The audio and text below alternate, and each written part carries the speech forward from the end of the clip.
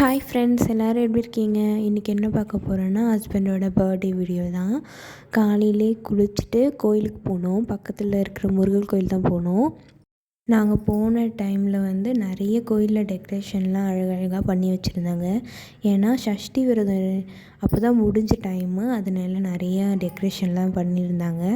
அழகாக இருந்துச்சு. அதெல்லாம் பார்த்துட்டு அப்படியே ஃபோட்டோ வீடியோலாம் எடுத்துகிட்டு சாமி பார்த்துட்டு அப்புறம் பிரசாதம் கொடுத்தாங்க. பொங்கல் தான், அதையும் சாப்பிட்டு அப்படியே கிளம்புனோம். எங்கன்னா மகாபலிபுரம் போகலான்னு தான் பிளானு.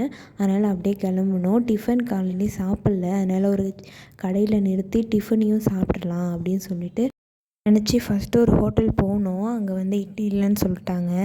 எனக்கு இட்லி தான் வேணும்னு சொல்லிவிட்டு நான் இன்னொரு ஹோட்டல் கூட்டிகிட்டு அங்கே இட்லி இருந்துச்சு. நல்லா இருந்துச்சு. டேஸ்ட்டும் சாம்பார்லாம் ரொம்ப நல்லா இருந்துச்சு. இட்லியாக இருந்தாலும் தோசையாக இருந்தாலும் சாம்பார் நிறைய ஊற்றி சாப்பிட்டா தான் பிடிக்கும். எனக்கு அப்போ இட்லி சாப்பிட்ணுன்னு தோணுனதுனால நான் இட்லி சாப்பிட்லாம் அப்படின்னு சொல்லிட்டு சாப்பிட்டு அப்படியே கிளம்புனோம். ஈசிஆர் ரோடு வந்துடுச்சு.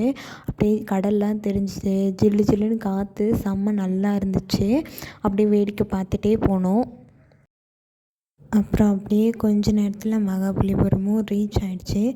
ரீச் ஆனோடனே தான் ரொம்ப வெயில் வேறு. ஆனால் ஜில்லுன்னு காற்றடிச்சதுனால தெரிஞ்சிக்கல. மகாபலிபுரம் வந்ததுக்கப்புறம் ரொம்ப வெயில், ரொம்ப ரொம்ப வெயில். நல்லா காஞ்சி போன கருவாடு மாதிரி ஆயிடுச்சு என் மூஞ்சிலாம். ரொம்ப ஒரு மாதிரி ஆகி ரொம்ப ரொம்ப டயர்ட் ஆகிட்டேன். ஆனால் நான் மகாபலிபுரம் ஃபஸ்ட் டைம் இப்போ தான் வந்திருக்கேன். ஒரே பாறையினால் ஆன கோயில் அப்படின்னு சொல்லிட்டு ஹஸ்பண்ட் சொல்லிட்டு இருந்தாங்க. பார்க்க நல்லா இருந்துச்சு. அதெல்லாம் பார்த்துட்டு பக்கத்தில் பீச் இருக்குது, பீச்சுக்கு போகலாம் அப்படின்னு சொல்லிட்டு கிளம்பிட்டோம். பீச்சுக்கு போகிற வழியில் பார்த்திங்கன்னா நிறைய ஷாப் இருந்துச்சு. ட்ரெஸ் ஷாப்பு, செப்பல் ஷாப்பு, அதுக்கப்புறம் பொம்மை ஷாப்பு, அப்புறமேட்டுக்கா ஐஸ்கிரீமு, ஜூஸு, கண்ணாடி ஷாப்பு, அப்புறம் இயரிங் ஷாப்பு, அதுக்கப்புறம் அந்த சங்கால் செஞ்ச வீட்டில் மாட்டுற அழகு பொருள், அதுக்கப்புறமே நிறையா வீட்டில் தொங்க விடுற சவுண்ட் வரும்ல அந்த அதனுடைய அந்த ஷாப்லாம் இருந்துச்சு. நிறைய ஷாப் இருந்துச்சு. அப்புறம் ட்ரீம் கேச்சர் சொல்லுவாங்கள்ல, அந்த மாதிரி அது மாட்டுறது. அப்புறம் பேக் ஷாப் இருந்துச்சு. நான் ஒரு பேக் வாங்கலான்னு போய் கேட்டேன்.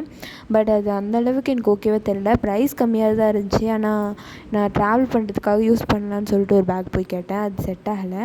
அதனாலே அதையும் வச்சுட்டேன். அப்புறம் கேப்பு, கண்ணாடி, வீட்டில் யூஸ் பண்ணுற கண்ணாடி, வீட்டுக்கு வைக்கிற பூந்தொட்டி, வீட்டோடைய பாத்திரங்கள், அந்த மாதிரி நிறைய இருந்துச்சு. நிறைய சிலை, செப்பல் நிறையவே அங்கே ஷாப்லாம் இருந்துச்சு. ஆனால் இங்கே ஊதுற பபுள்ஸு, குழந்தைங்களுக்கான ஷாப்பு எல்லாமே இருந்துச்சு. எனக்கு அந்த பபுள்ஸ் சுற்றணும்னு ரொம்ப நாள் ஆசை. வாங்கலான்னு நினச்சேன், பட் வாங்கலை. அதுக்கப்புறமேட்டுக்கா அடித்த வெயிலுக்கு ஒரு கரும்பு ஜூஸ் வாங்கி கொடுத்துருங்க, அப்போ தான் நான் உள்ளேயே வருவேன்னு சொல்லிட்டேன். அதுக்கப்புறம் கரும்பு ஜூஸ் குடிச்சிட்டு பீச்சுக்கு போனோம். பீச் போயிட்டு அப்படியே அழகாக கொஞ்சம் கை கோர்த்துக்கிட்டு ஒரு வாக்லாம் பண்ணிவிட்டு அப்படியே பீச்சை விட்டு வெளியே வந்தால் மாங்காய் விற்றுட்டு இருந்தாங்க. எனக்கு மாங்காய் வேணும்னு சொல்லிட்டு மாங்காய் சாப்பிடலான்னு சொல்லிட்டு மாங்காய் வாங்கினேன். எனக்கு இந்த வெளியே போனால் அந்த மாங்காய் பார்த்தா எப்படி தான் டெம்ட் ஆகுதோ தெரில, ஆனால் அவ்வளோ டெம்ட் ஆகும். எனக்கு ரொம்ப பிடிக்கும். இந்த படத்துலலாம் வரும்ல, அந்த பாறை, மகாபலிபுரத்தில் இந்த பாறைலாம் இருக்கும் அப்படின்னு சொல்லிட்டு நிறைய மூவியில் காட்டுவாங்கள்ல, அந்த மாதிரி எந்த பாறையும் இங்கே இல்லையேன்னு சொல்லிட்டு அந்த ஷாப்லேயே அந்த மாங்காய் வித்தக்காட்ட கேட்டோம். அப்போ பக்கத்தில் ஒரு இடத்துல தான் இருக்குது, நம்ம வாங்கின டோக்கன் எடுத்துகிட்டு போய் இங்கே காட்டினா விடுவாங்க அப்படின்ற மாதிரி சொன்னாங்க. அங்கேயும் போயிட்டு சாமிக்கிட்ட போயிட்டு என் புருஷன்கிட்டேருந்து என்னை மட்டும் காப்பாற்றிரு கடவுளே அப்படின்னு வேண்டிக்கிட்டு இருந்தேன். ஏன்னா மகாபலிபுரம் மாதிரி இடம் தான் ஹஸ்பண்டுக்கு ரொம்ப பிடிக்கும், இந்த பீச் இதெல்லாம் விட. ஆனால் அங்கேருந்து கிளம்பவே இல்லை. எனக்கு ரொம்ப டயர்டாயிடுச்சு, ரொம்ப பசி வேறு. எங்கே வாங்கன்னு காலிலே விழுந்துட்டேன் நான். அவர் அப்போ தான் இங்கே ஓடுறாரு, அங்கே ஓடுறாரு, அங்கேயும் எங்கேயும் போய் நிறைய பார்த்துட்டு இருந்தார். என்னால் சுத்தமாக முடியல. நான் போய் உக்காந்துட்டேன். எனக்கு சோறு வாங்கி கொடுத்தா தான் நான் இந்த இடத்த விட்டு எந்திரிப்பேன்னு சொல்லிவிட்டு, நமக்கு சோறு தானே முக்கியம். அப்புறமேட்டுக்கா ஒரு கடையில் போய் பிரியாணி சாப்பிட்லான்னு போனோம். ஆனால் அங்கே பிரியாணி இல்லை, வெஜ் மீல்ஸும் நான்வெஜ் மீல்ஸும் தான் இருந்துச்சு. நான் வெஜ் மீல்ஸ் வாங்கிட்டேன். ஏன்னா ஃப்ரைடேன்றதுனால நான் நான்வெஜ் மீல்ஸ் சாப்பிட மாட்டேன். அதனால் அது வாங்கிட்டேன். ஹஸ்பண்ட் நான்வெஜ் மீல்ஸ் சாப்பிட்டாங்க. அதுக்கப்புறம் ஒரு ப்ரான் தொக்கு ஒன்று சாப்பிட்டாங்க. அதுக்கப்புறமேட்டுக்கா பைக்கில் வரும்போது ஹார்டின்லாம் காட்டிகிட்டு இருந்தாங்க.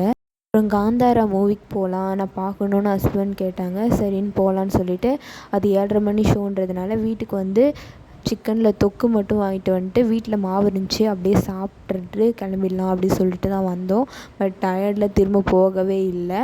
அப்படியே சாப்பிட்டு ஹஸ்பண்ட் வந்து தொக்கு வச்சு சாப்பிட்டாங்க, நான் வந்து பொடி வச்சு சாப்பிட்டேன். இப்படி தான் பர்த்டே போச்சு. கடைசி வரைக்கும் சினிமாவுக்கும் போகல. ஓகே ஃப்ரெண்ட்ஸ், ஹஸ்பண்டோடைய பர்த்டே எப்படி இருந்துச்சுன்றதை கமெண்ட்டில் சொல்லுங்கள். ஓகே ஃப்ரெண்ட்ஸ், அடுத்த வீடியோவில் பார்க்கலாம். பாய்.